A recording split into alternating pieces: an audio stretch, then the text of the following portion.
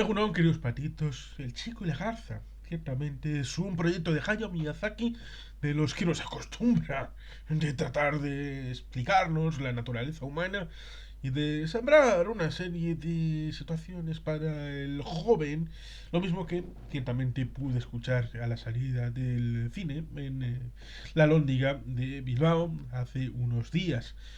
Estuve tentado de hacer un directo, pero pensé que era mejor reflexionar un poquito sobre la película en los siguientes días y así poder comentarlo con vosotros esta película de El Chico y la Garza, que es la que coincide con el premio Donostia que le hemos concedido en este 2023 al artesano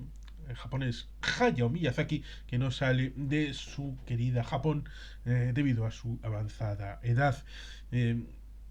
y lo cual ciertamente envió un mensaje grabado que agradecemos ciertamente desde el País Vasco.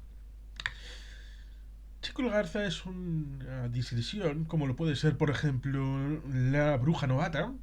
de un periodo de guerra, en este caso, recuerda un poco del comienzo de El viento se levanta, cuando habla de los bombardeos en Tokio y en otras ciudades, habla de el año de la guerra, en que evidentemente tenemos esos elementos de memoria disfuncional, porque el primer bombardeo fue de Doolittle en el año 42 y fueron 50 kilos, poquito más, bueno, no mucho más de por avión, bombardeo, y por tanto ciertamente fue como un pinchazo, un aguijonazo. Y ciertamente en el año 45 fue cuando se produce el gran bombardeo en febrero-marzo, el bombardeo aquel que llevó a más de 100.000 víctimas con bombas incendiarias sobre la capital de Japón. Muchas más que las que produjo el bombardeo de Hiroshima o de Nagasaki, con la diferencia de que el bombardeo previo de Tokio fue con muchas bombas y con muchos aviones, y el de Hiroshima y el de Nagasaki fueron con una única bomba en cada caso. Pero dejando eso de lado, ciertamente es sacarnos de ese periodo bélico y con los protagonistas, sobre todo con esa muerte de la madre, de la esposa del protagonista principal, que muere en ese incendio del hospital. mm, Nos llevan a los protagonistas a una zona rural donde la familia parece que tenía una casa. Y eso nos remite también a Mi vecino Totoro, con ese desplazamiento. No vemos de dónde viene, no viene por qué, pero los protagonistas, el marido y las dos niñas en Mi vecino Totoro van a esa casita para seguir teniendo una situación, porque en una zona cercana está la mujer convaleciente en un hospital. Y ciertamente aquella película recuerda un poquito a esta, en este elemento de ir a lo rural, que un poquito como hace Makoto Shinkai con Your Name, la idea de que hay que paliar un elemento que está encima de la mesa en Japón y está en otros lugares, pero también en Japón, que es el tema del abandono rural, el abandono del campo, ir a las ciudades y destruir el elemento ruralizante, que es importante para la administración de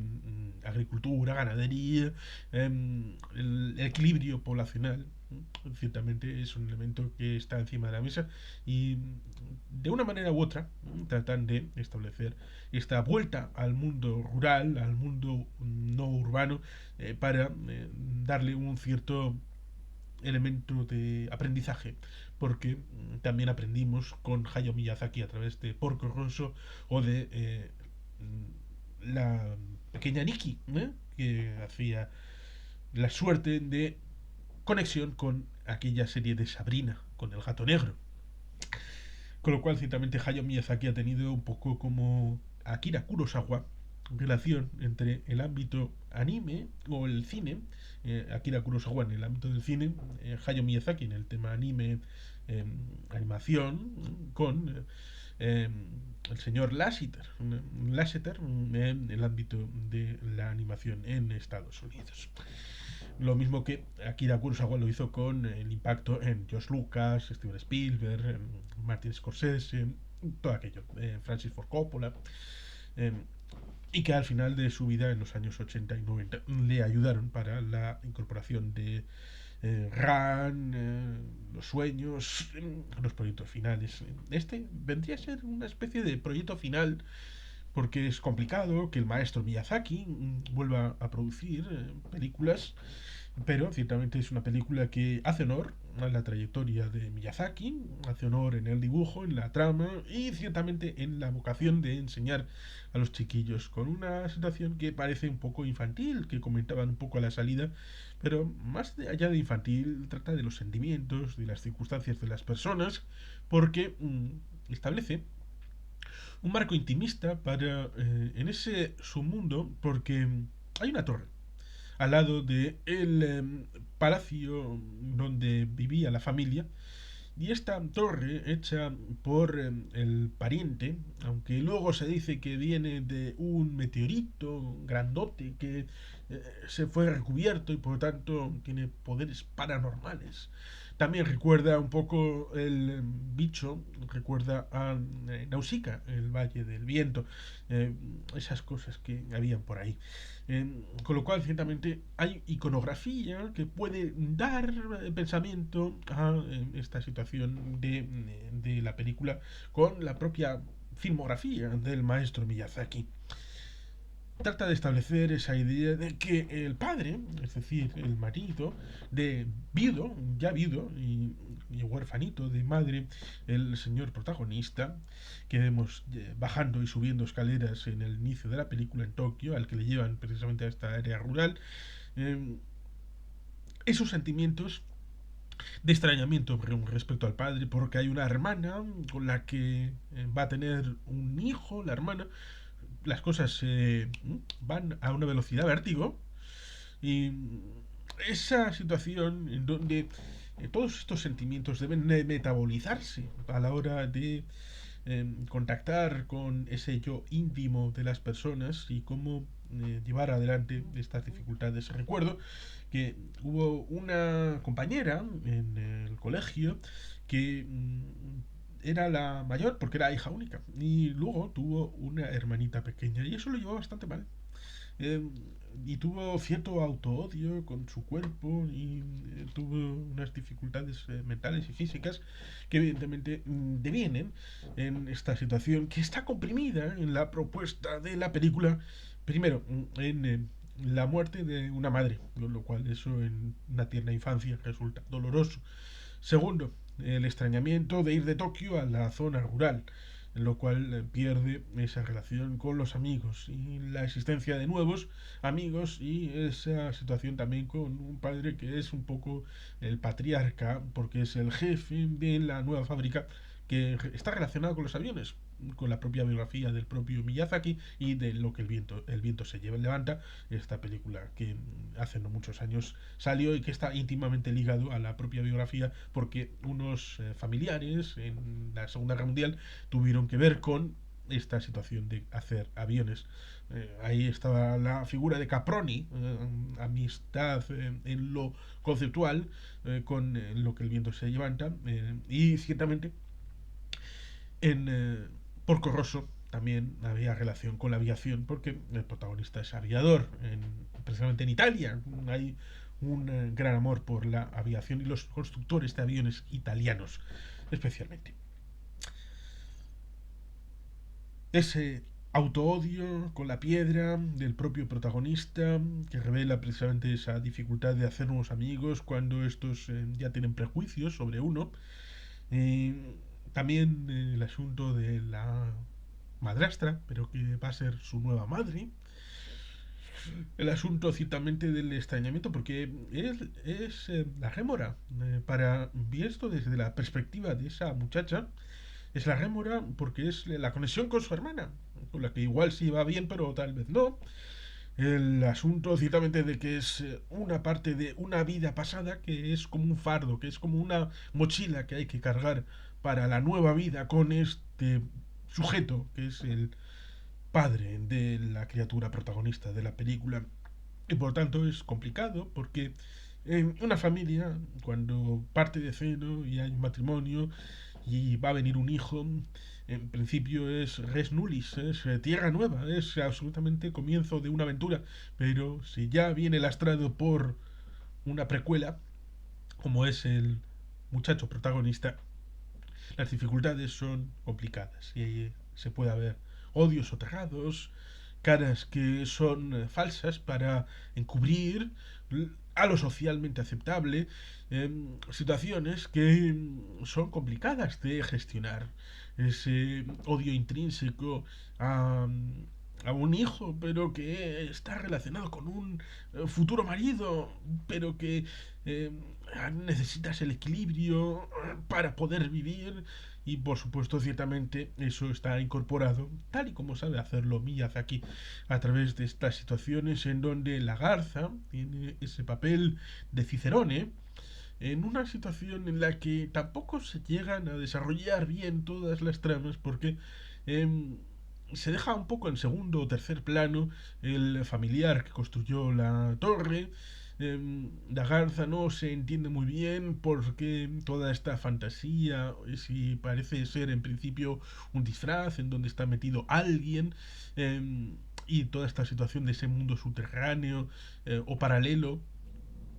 que podría ser como el mundo entre mundos de Rebels, del mundo de Dave Filoni en Star Wars. Eh, Fíjese dónde nos vamos. Por lo tanto, ciertamente estos elementos donde situaciones de multiverso incorporados a el mundo de Miyazaki de Estudio Ghibli, con esa suerte de figuritas en el ámbito del otro mundo, con esas 7 mujeres que son las viejecitas que hacen las labores de casa en esa casa rural, con esa mujer que le acompaña al mundo entre mundos, al protagonista, y que tiene esa situación eh, en este mundo, donde evidentemente solamente esta señora, las otras 6 se quedan en casa porque hay descuidos y desafíos que hay que explicar, y trata de explicarlo la película, pero siempre con sus limitaciones. Y es que ese tránsito de la vida a la muerte, la muerte a la vida, con esos periquitos, con esos papagayos, la garza, es algo que resulta complicado, sobre todo cuando, evidentemente, en mi caso, yo quería ir virgen, lo más virgen posible. Había visto alguna imagen, pero no quería saber ni de la trama, ni de los elementos propios de la película para poder disfrutar más de la experiencia. He de decir que en la Lóndiga vi 2 veces el viaje del Chihiro, que tiene un conversatorio en este canal con el amigo Vicente Real, y que la vi en versión original con subtítulos y en versión doblada. Eh, Ciertamente es la obra cumbre de Miyazaki, con la obtención del premio de la Academia, el premio Oscar a la mejor animación, entregado por el año 2002 en la gala de febrero del año 2003, y que ciertamente simboliza toda la filmografía, que está trufada de grandes películas con esa forma de hacer de Miyazaki artesanal, incorporando últimamente elementos de tecnología, pero puntuales y para ayudar a lo que ha hecho siempre, que es hacer los trazos a mano, con esos, llamémosle fotogramas, pero dibujos, ¿no?, para las secuencias, un poco como salvando las distancias hacia el viejo Walt Disney en sus tiempos. Es por lo tanto una película que trata de esa dualidad de mundos, de ese mundo intimista, a través de ese momento en la torre en la que descienden del sótano, del suelo, en dirección hacia... Bueno, pues quiere... Bueno, pues porque es el momento en el que la chica, la hermana, es decir, la futura madre del nuevo hermano del muchacho protagonista, el futuro matrimonio con el padre y ex marido, viudo, protagonista, desaparece porque se mete en el bosque. Se mete en el bosque y desaparece. Y hay algo que le dice que está en la torre. Está en la torre y tiene que ir a la torre, que ya existía un cierto apego, una cierta atracción para el protagonista para ir a esa torre para investigar, lo cual es bastante humano porque siempre hay esa idea de descubrir lo ignoto, de tener aventuras. Pero como decía, parecido a la bruja novata, es un extracto de una situación de dificultad intimista, meternos y resulta que para mí resultó una película larga. Larga, y se me hizo larga, tal vez porque en un lado había gente que estaba interesada, pero en el lado de aquí había una pareja de gente besuqueándose, de dos personas concretamente, que estaban metiéndose mano con alegría y fruición, lo cual ciertamente no es lo mejor para ver una película, casi mejor que se vean una película iraní sin doblaje para ciertamente poder hacer lo que consideren oportuno y no ciertamente meterse en una película como esta. Pero bueno, el final es bastante abrupto porque cuando salen de todo aquello, porque salen, evidentemente, y es la catarsis. Decíamos ayer de Chernóbil y el libro de la premio Nobel sobre la idea de que es una tragedia griega lo que cuenta a través del coro de voces y que no hay una posibilidad de catarsis. Aquí sí, aquí hay una catarsis en los protagonistas, sobre todo en la madre que aparece, la hermana, para poder establecer esa relación nueva y reaceptarse entre la hermana y la hermana. Las puertas que aparecen al final, en ese corredor, en ese pasillo, de salir en un determinado momento de la historia y saber en qué puerta tienes que salir para determinado momento, que eso me recuerda a otras producciones. Creo que lo he visto en algún que otro lugar por ahí, esto de las puertas. Bueno, la religión de las puertas era algo importante en el norte de África. Y ahí tenemos también el inicio y final de la película Stargate, con todo aquello de puertas y no puertas.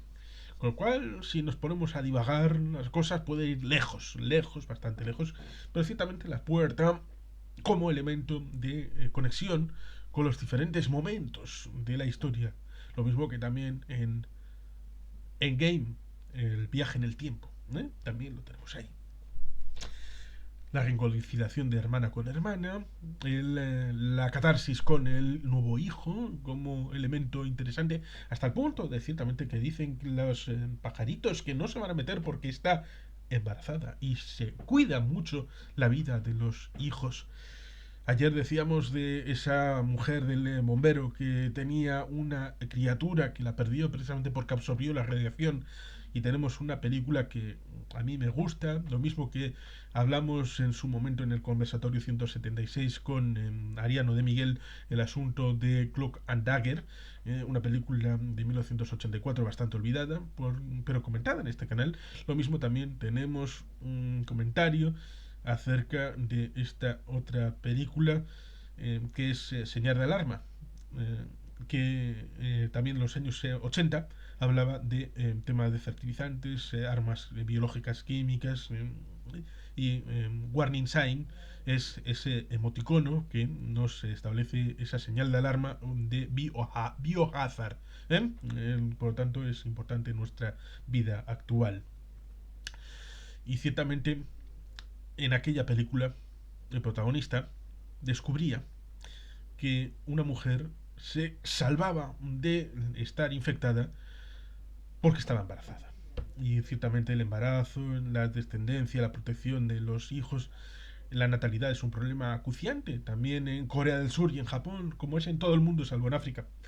Por lo tanto, ciertamente esa catarsis familiar, catarsis personal, de superar esos odios, esos apriorismos, esas dificultades personales y familiares en esa situación complicada dentro del paréntesis que supone la guerra, que solamente sirve como un elemento de propia catarsis personal de Miyazaki y no hay más que ir y tenemos alguna referencia de algún libro de Miyazaki en este canal ciertamente la propia biografía del propio Miyazaki establece una dificultad respecto a la propia familia que se puede ver ciertamente en esa situación, por ejemplo, de las carretas al inicio de Mi vecino Totoro, y en otras películas, como decíamos, en la del viento se levanta, y en otras películas. Siempre hay alguna impregnación, porque modestamente, como autor literario, en mis libros, que he visto que si no metes parte de tu biografía en determinados momentos, no se siente como propia, como traslación de estas reflexiones de cada uno. Y por tanto, a través de esa osmosis de lo personal a través de tus personajes, es como puedes tener la percepción de que es realista, en tanto en cuanto creíble la trama de lo que uno está tratando de llevar adelante. Y que ciertamente ahí tenemos un elemento bien interesante, como es que en esta película hay una trama para tratar de explicar a los niños que estas circunstancias familiares, con un código imperante en el entorno de Japón bastante machista, bastante rígido, como también pasa en Corea del Sur, debe de poder abrirse a la mentalidad y las prácticas para poder generar ese marco de en la infancia de ese otro niño que pueden hacer y que deben hacer para ciertamente dar sostenibilidad hacia el futuro al propio país de Japón. Cambiar la mentalidad de los jóvenes para adquirir esta apertura de miras en donde estos elementos de conflictividad por emociones puedan ser metabolizados y superados de la mejor de las maneras. Y por eso esta película podrá ser aceptada o no aceptada, eso el tiempo lo dirá. No sabemos si la gente piensa que las películas de Miyazaki de Estudio Ghibli son ligeras, evanescentes. Será porque no han visto La tumba de las luciérnagas. Y ahí lo dejo. Incluso Ponyo en el acantilado, que es la otra película que vi yo en el cine en estreno, es una película con trasfondo y con mensaje. Y por lo tanto, hay que tener mucha mayor confianza y mucho más respeto por las películas de Hayao Miyazaki, como esta El chico y la garza, y que hay que verlas con ese elemento amplio de que es una película con mensaje y una película con contenido adulto, a pesar de envuelto en un marco general para ser aceptable por esos infantes a los que nunca ha perdido en el horizonte el señor Hayao Miyazaki. Y que ciertamente también tenemos ese ramal con cuentos de Terramar con Goro Miyazaki, que lamentablemente no fue del agrado del padre. Pero bueno, ciertamente nadie es profeta en su tierra. Y por tanto, El chico y la garza, probablemente el último trabajo de Hayao Miyazaki, aquí lo tenemos para verlo, valorarlo y disfrutarlo. Y sin más, queridos patitos, es que ricasco, agur berobat, Betty Gelpian.